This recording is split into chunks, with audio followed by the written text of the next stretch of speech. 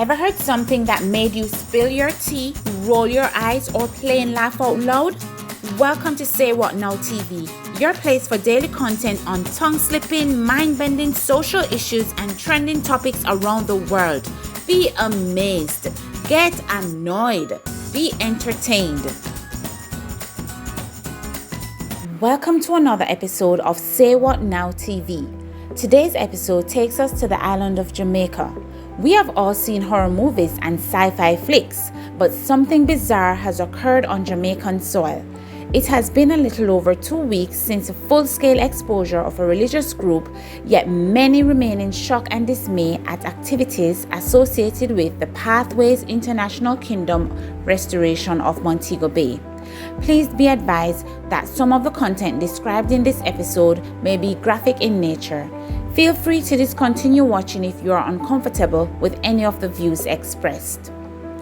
The church is one that has been in operation for more than 5 years in the city of Montego Bay in the parish of St. James.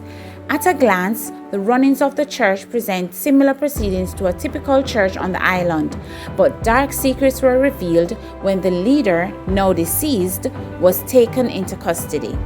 Things took a bizarre turn when the church came under scrutiny following the alleged killing of 2 of its members during what is described as a gruesome ritual in which a woman's throat was slashed and a man was found dead with gunshot wounds.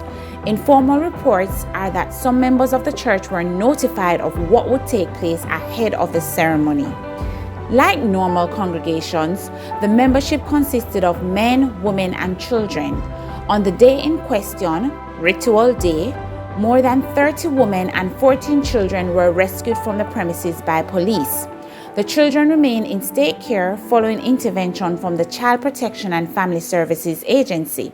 It has been stated that members of the security force and military in Jamaica were members of the religious group. Rumor has it that members sometimes attended church services in the nude, including the leader. On the day of the ritual ceremony, however, members were found dressed in white. The arrest of the leader was met with mixed views, as some people believe that there should be freedom of conduct concerning church business. This led to a spirited discussion across social media concerning the imaginary line of what is acceptable and what is not when persons are exercising their right to worship. The matter of the killings was a direct threat to life and well-being, and the popular view is that the security forces were right in their swift intervention. The activities of the church attracted international attention, and the leader, who was addressed by followers as Crown Bishop, His Excellency, and also God, became fodder for several memes in social media land.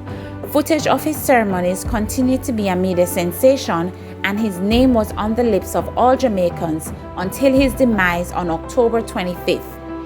He remains a topic of interest on the island and continues to spur debate about the role of church leaders and their eminent influence on the masses. The leader was said to be an intelligent individual and may have used his training in psychology to manipulate his flock. Recounts from members of the church are of contrary belief, and many have expressed the benefits of being part of his religious movement. Following the detainment of the leader by the police, a GoFundMe campaign was established in his honor to raise up to $30,000 for legal fees in his defense. Social media had a field day with this knowledge, and the comments were endless concerning the audacious request. More bizarre stories emerged concerning the dealings of the church, and the common question in the minds of many is, how could such a practice go on for years unnoticed? One of the stories is that of an ark and the chosen few who would be saved upon entering it. Unlike the biblical story of Noah and the ark, there was no boat, but a building funded and built by the membership. Persons were then instructed to pay a minimum 200,000 Jamaican dollars to enter the ark, and they were to remain inside until Judgment Day. The details of the story is befitting for an episode of Doomsday Preppers. Persons were said to sleep on the cold hard concrete and eat a daily diet of boiled dumpling and tin mackerel sauce. Persons allegedly tolerated the harsh living conditions for over 2 months before breaking ranks and leaving the ark. While in the ark, the responsibilities of regular life was not exempt.